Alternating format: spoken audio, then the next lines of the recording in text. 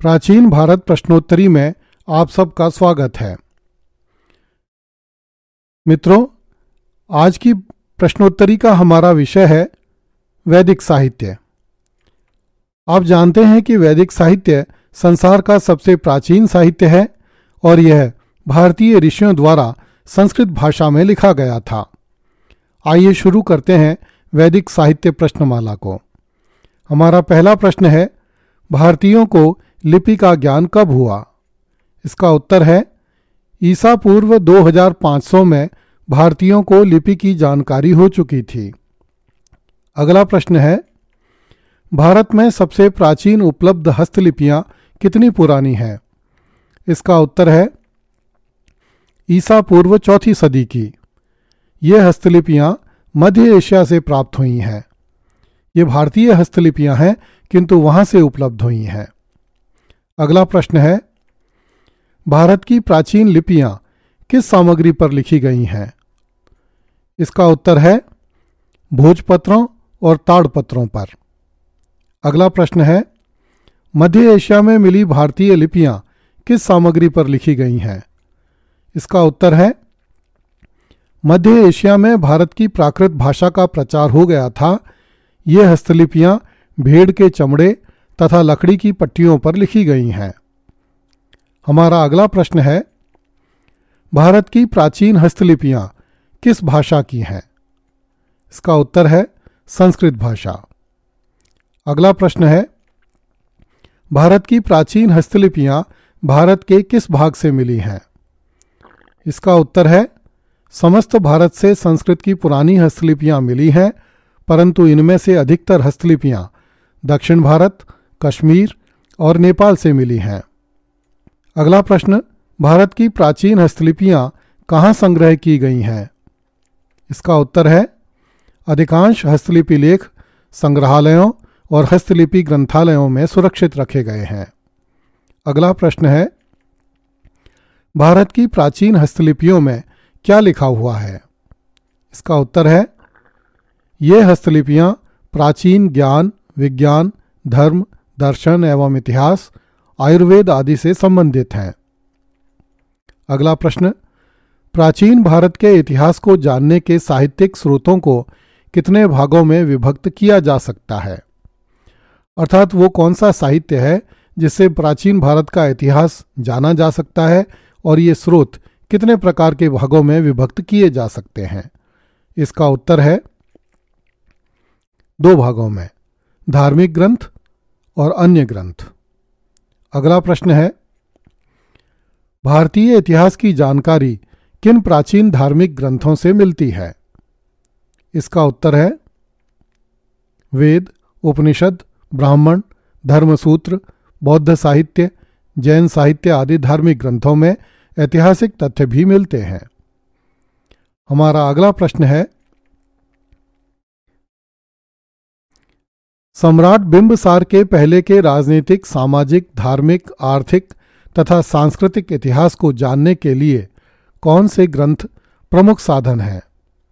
इसका उत्तर है वेद, उपनिषद, ब्राह्मण, धर्मसूत्र, बौद्ध साहित्य, जैन साहित्य आदि। इनमें धार्मिक, सामाजिक तथा सांस्कृतिक तथ्यों की प्रचुरता के साथ साथ राजनीतिक तथ्य भी मिलते हैं। हमारा अगला प्रश्न है, हिंदुओं के प्राचीनतम धार्मिक साहित्य में कौन से ग्रंथ सम्मिलित होते हैं? इसका उत्तर है 4 वेद, विभिन्न उपनिषद, 2 महाकाव्य तथा विविध पुराण। अगला प्रश्न है, धार्मिक ग्रंथों में मिलने वाले इतिहास की सबसे बड़ी विशेषता क्या है?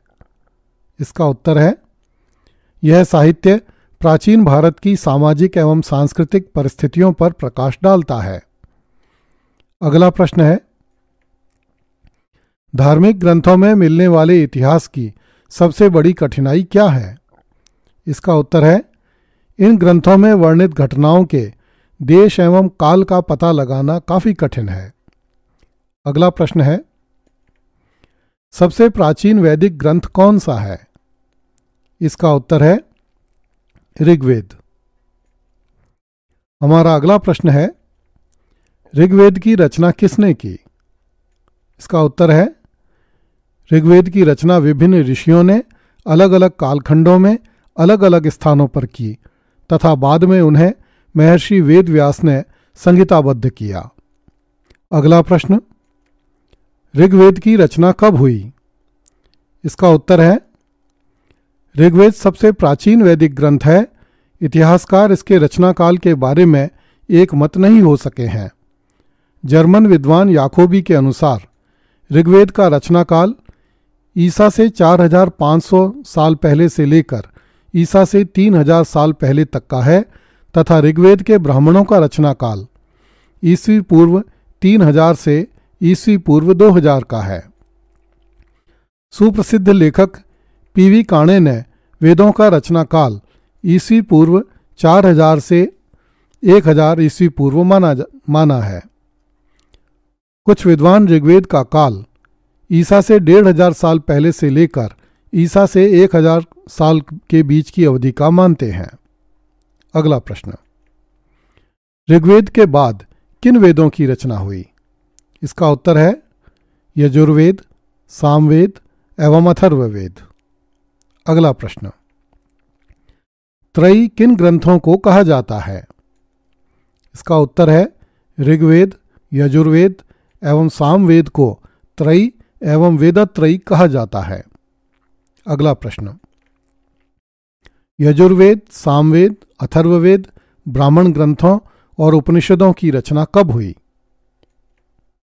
इसका उत्तर है इसका रचना काल ईसा से 1000 साल पहले से लेकर ईसा के जन्म से 500 साल पहले के बीच का माना जाता है। अगला प्रश्न, ऋग्वेद में मुख्यतः क्या लिखा है? इसका उत्तर है ऋग्वेद में मुख्यतः प्रार्थनाएं अर्थात ईश्वर की स्तुतियां मिलती हैं। हमारा अगला प्रश्न, यजुर्वेद में मुख्यतः क्या लिखा है? इसका उत्तर है विविध प्रकार के यज्ञों एवं कर्म कांडों के विधि विधान। अगला प्रश्न, सामवेद में मुख्यतः क्या लिखा है? इसका उत्तर है गाई जा सकने वाली ईश्वरीय स्तुतियां। अगला प्रश्न, अथर्ववेद में मुख्यतः क्या लिखा है? इसका उत्तर है विविध प्रकार के कर्मकांड, अनुष्ठान, जादू टोने, प्राचीन आख्यान आदि। हमारा अगला प्रश्न, उपनिषदों में मुख्यतः क्या लिखा है? उपनिषदों में गुरु शिष्य संवादों के माध्यम से दार्शनिक चिंतन प्रस्तुत किया गया है। अगला प्रश्न, अधिकांश प्रमुख पुराणों की रचना कब हुई? इसका उत्तर है ईस्वी 300 से ईस्वी 600 के बीच। अगला प्रश्न, प्रमुख पुराण कितने हैं? इसका उत्तर है 18 है। अगला प्रश्न, प्राचीनतम पुराण कौन से हैं? इसका उत्तर है विष्णु पुराण, स्कंद पुराण, हरिवंश पुराण, भागवत पुराण और गरुड़ पुराण। अगला प्रश्न, पुराणों में मुख्यतः क्या लिखा है? इसका उत्तर है पुराणों में धार्मिक कथाओं से लेकर नैतिकता संबंधी विचार, भारत के अत्यंत प्राचीन इतिहास, भूगोल, सामाजिक रीति रिवाज, प्राचीन राजवंश, प्राचीन क्षत्रिय कुल, प्राचीन वर्ण व्यवस्था आदि की जानकारी इन पुराणों में दी गई है। अगला प्रश्न, पुराण कितने युगों का उल्लेख करते हैं? 4 युगों का। अगला प्रश्न, 4 युग कौन से हैं? इसका उत्तर है कृतयुग अर्थात सतयुग, त्रेतायुग, द्वापर और कलियुग। अगला प्रश्न, पुराणों में सर्वश्रेष्ठ युग किसे बताया गया है? इसका उत्तर है सतयुग को। अगला प्रश्न, सबसे निकृष्ट युग किसे बताया गया है? इसका उत्तर है कलियुग को। अगला प्रश्न, पुराणों के अनुसार प्रत्येक नया युग पुराने युग से निकृष्ट क्यों है? इसका उत्तर है एक युग के समाप्त होने पर जब नए युग का आरंभ होता है तो नैतिक संबंधी मूल्यों तथा सामाजिक मानदंडों का अधः पतन होता है। पुराणों की इस मान्यता के कारण प्रत्येक नया युग पुराने युग से निकृष्ट होता है। अगला प्रश्न, भारतीय धार्मिक साहित्य में महाकाव्य की मान्यता किन ग्रंथों को प्राप्त है? केवल 2 ग्रंथों को, रामायण एवं महाभारत। अगला प्रश्न, रामायण और महाभारत किस भाषा के ग्रंथ हैं? संस्कृत भाषा। अगला प्रश्न, रामायण किसने लिखी? महर्षि वाल्मीकि ने। अगला प्रश्न, महाभारत किसने लिखी? महर्षि वेदव्यास ने। अगला प्रश्न, रामायण में किस महापुरुष की जीवनी गाथा लिखी गई है? मर्यादा पुरुषोत्तम श्री राम की। अगला प्रश्न, महाभारत में किसकी गाथा लिखी गई है? महाभारत में मूलतः कुरुवंशी राजकुमारों, कौरवों एवं पांडवों के बीच हुए युद्ध की गाथा लिखी गई है। अगला प्रश्न, रामायण की रचना कब हुई? रामायण के रचना काल के बारे में विद्वानों में मतभेद हैं।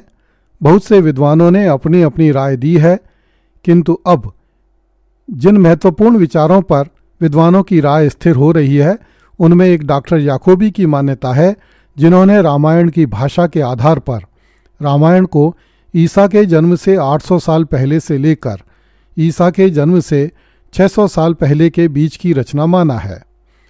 भाषा तथा कथानक में आए प्रसंगों के आधार पर अनुमान है कि रामायण का वर्तमान स्वरूप महाभारत ग्रंथ की रचना के बहुत बाद में लिखा गया। अगला प्रश्न, रामायण में मूल रूप से कितने श्लोक थे? रामायण में मूल रूप से 12,000 श्लोक थे, जो आगे चलकर 24,000 हो गए। वर्तमान समय में वाल्मीकि रामायण में 24,000 श्लोक प्राप्त होते हैं। अगला प्रश्न, महाभारत की रचना कब हुई?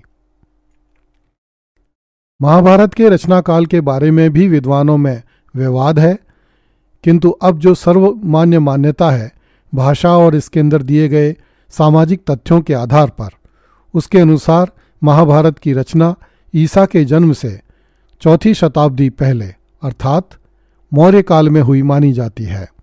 इसका वर्तमान स्वरूप 4वीं शताब्दी ईस्वी अर्थात गुप्त काल में सामने आया। अगला प्रश्न, रामायण एवं महाभारत नामक महाकाव्यों में किस कालखंड की परिस्थितियों का वर्णन किया गया है? इसका उत्तर है, रामायण और महाभारत में ईसा के जन्म से 1000 साल पहले से लेकर ईसा के जन्म से 400 साल पहले तक की परिस्थितियों को चित्रित किया गया है। अगला प्रश्न, महाभारत में मूल रूप से कितने श्लोक थे तथा इस ग्रंथ का मूल नाम क्या था? मूलतः 8,800 श्लोक थे और इसे यव संहिता कहा जाता था अर्थात विजय संबंधी संचयन। अगला प्रश्न, यव संहिता को भारत क्यों कहा गया? जब महाभारत में 24,000 श्लोक हो गए तब इसे प्राचीन आर्यजन अथवा वैदिक कुल भरत के नाम पर भारत कहा गया।